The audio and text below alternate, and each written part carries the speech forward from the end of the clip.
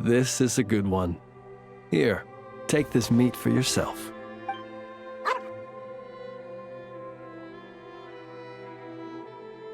Mine? Not at all. It belongs to itself. It sometimes brings me old bones to help with my puzzles, that's all. I should be clear.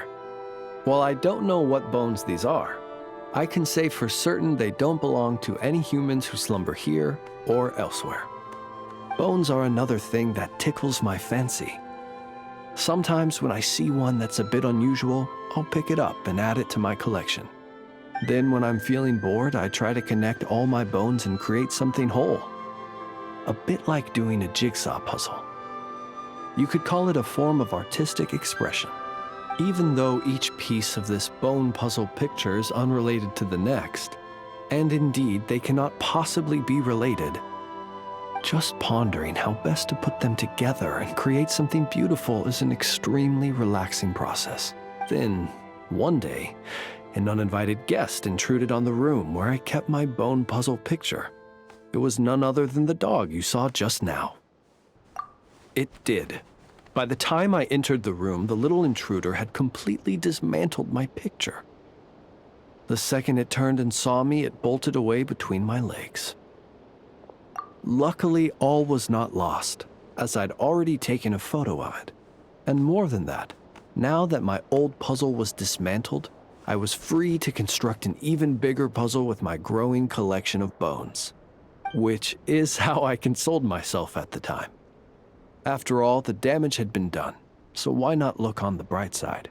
The next day, as I was just about to begin piecing my puzzle together, my four-legged guest returned, and this time it brought a mouthful of bones.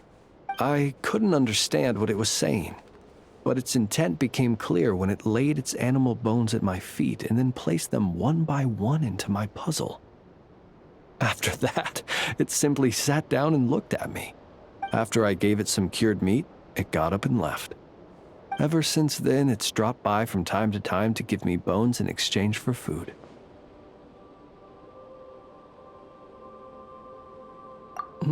I think you might be viewing this with a little too much sentimentality.